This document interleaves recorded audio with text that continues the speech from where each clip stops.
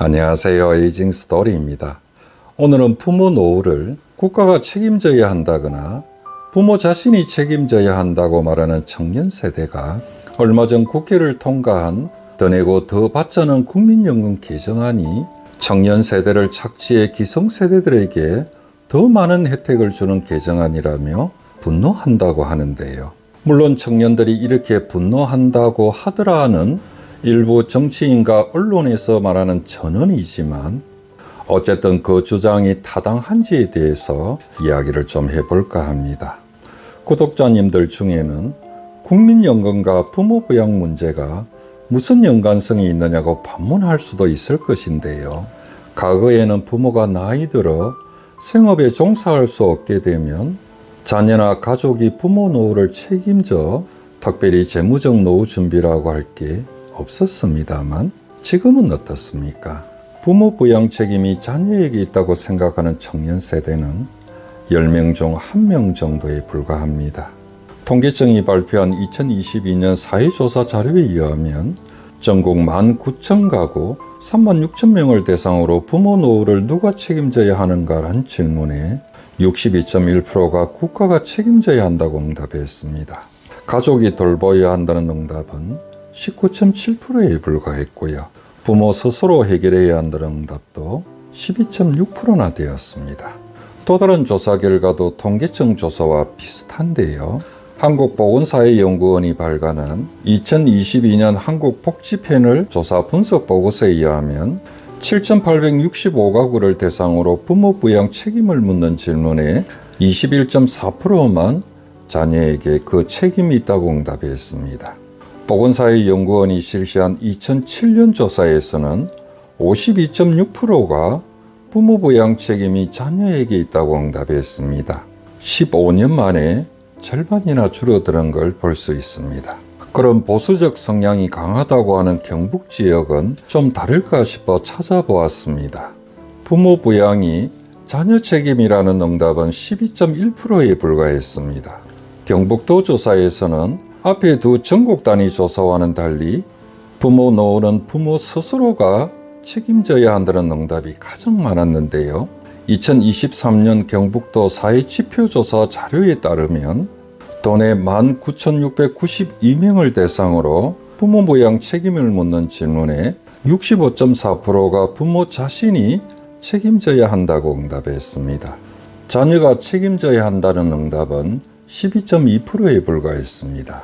특히 20대에는 무려 94.3%가 부모 노후는 부모가 책임져야 한다고 응답했습니다. 어떻습니까? 부모 부양 책임이 자녀에게 있다는 응답은 10명 중 한두 명에 불과했고요. 10명 중 6명은 국가가 책임져야 한다고 응답했습니다. 그럼 청년 세대들의 생각처럼 부모 부양을 국가가 책임져야 한다고 전제하면 물론 그 전제가 윤리적으로 옳으냐 그르냐 하는 문제를 떠나 국가는 무슨 돈으로 1,000만 명이나 되는 노인의 생계를 책임질 수 있을까요? 답은 간단합니다. 국가가 국민의 건강을 책임진다고 하는 건 다른 말로 해보면 국가가 국민으로부터 세금이나 건강보험료를 징수해 건강 관련 비용을 지원할 수 있어야만 국가가 국민의 건강을 책임진다고 말할 수 있을 겁니다.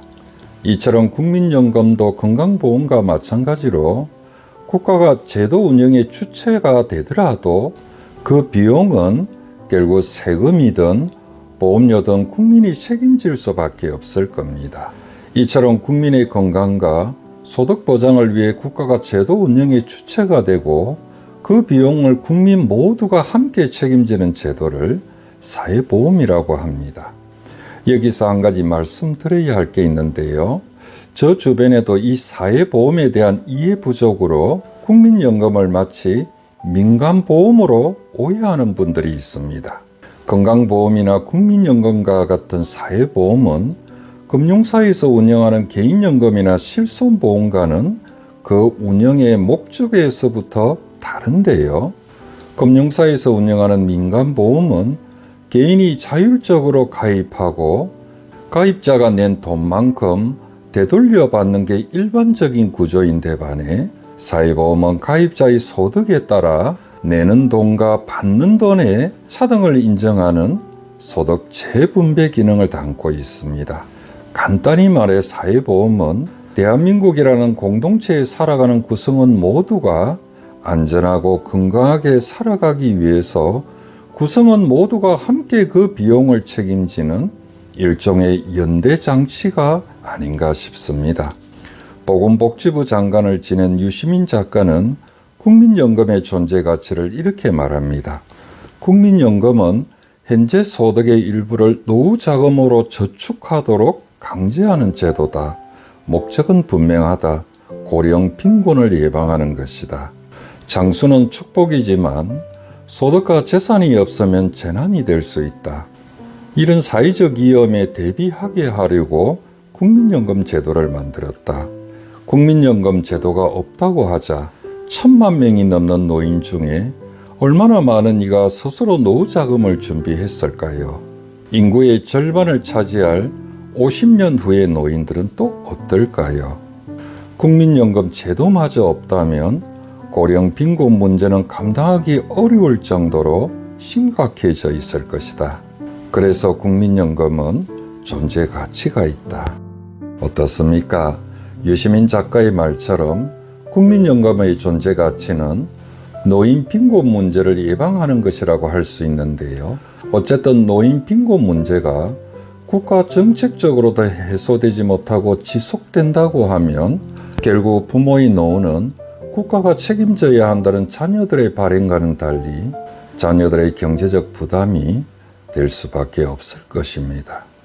그리고 이번 국민연금 개정안으로 청년 세대에게는 부담이 가중되고 기성세대에는 더 많은 혜택이 주어진다는 비판에 대해 이번 국민연금 개정안 작업에 참여한 한 국회의원은 이렇게 말했습니다.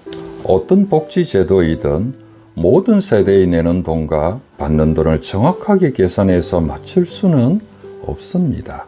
그렇게 계산기를 두드리고 싶으면 지금까지 국가에서 지급한 교육비용이나 청년 정책도 다 계산해서 따지고 본인의 가족이 받은 기초연금이나 국민연금, 노인 장기 요양 등 각종 복지 혜택도 다 계산해야 될 겁니다. 누군가는 복지 혜택을 더 받고 또 누군가는 조금 더 받는 것인데 그렇게 계산기를 두드리기 시작하면 어떤 사회정책도 불가능합니다라고 사회복지 정책에 대한 이해 부족을 지적한 바 있습니다. 그렇다면 일부 언론에서나 정치인이 이번 국민연금 개정안을 두고 세대 갈등이니 청년 착취라고 하는 이유는 무엇이고 과연 합리적인 근거는 있을까요? 이번 연금 개정안은 간단히 말해 더 내고 더 받기라고 하는 모수 개정이라고 할 수 있습니다. 내는 돈을 현행 9%에서 13%로 올리고 받는 돈을 현행 40%에서 매년 0.5%씩 올려 2028년까지 43%로 올려 기금 고갈 시점을 2056년에서 2064년으로 8년 늦추자는 게 핵심이라고 할 수 있습니다. 일부 언론에서는 이런 더 내고 더 받기식의 연금 개정안을 두고 청년 세대 부담만 가중될 거라고 보도합니다. 기사 내용은 이렇습니다. 기자가 만나본 청년들은 이번 연금 개혁에 대해 구조개혁은 하지 않은 채 모수개혁만 하는 건 청년 세대의 부담만 가중할 뿐이고 모수개혁을 한다고 해도 무엇 때문에 혜택은 기성세대부터 보는 것이냐는 불만을 표출했다고 합니다. 그럼 이 기사에 인용된 청년들의 주장은 사실일까요? 우선 청년들이 말했다고 하는 혜택받는 기성세대가 누구인지는 모르겠습니다만 소득 대체율 40%를 43%로 인상하는 건 이미 국민연금을 받고 있는 60대 이상 연금 수급자들에게는 적용되지 않는다고 합니다. 그리고 50대의 경우에도 소득 대체율 인상분 적용은 보험료율 13%를 납부한 기간에 한해서만 적용한다고 합니다. 달리 말하면 보험료율 13% 상태에서 연금 기간이 가장 긴 청년 세대가 소득 대체율 43%의 효과를 온전히 누릴 수 있다고 볼 수 있을 겁니다. 그리고 현재 60대 이상 연금 수급자를 연금 기득권이라고 비판한다고 하는데요. 그렇다면 60대 이상 연금 수급자들은 연금을 매달 얼마를 받고 있을까요? 2023년 9월 말 기준으로 노령연금 수급자는 65세 이상 노인 2명 중 1명꼴인 540만 명으로 그 절반이 월 40만 원 미만을 받고 있고요. 평균 수급액은 61만 9,715원입니다. 국민연금으로 매달 200만 원 이상을 받는 연금 수급자도 있지 않느냐고 반문할 수 있을 것인데요. 전체 수급자의 0.3%에 불과합니다. 하나만 더 보겠습니다. 한 경제지 기사인데요. 이번 개정안에 새로 포함된 연금 국가 지급 보장 규정이 청년들에게 지급 부담을 주는 것이라며 법만 만들어 놓고 정작 청년 세대가 연금을 받을 시점에 연금 줄 돈이 없다고 하면 청년 세대를 한 번 더 기망하는 것이라고 보도합니다. 그럼 이 주장이 사실일까요? 이번 개정안의 연금의 국가 지급 보장을 법으로 명시한 건 그동안 기금 고갈에 대한 청년 세대들의 우려와 불신을 해소하기 위함이었는데요.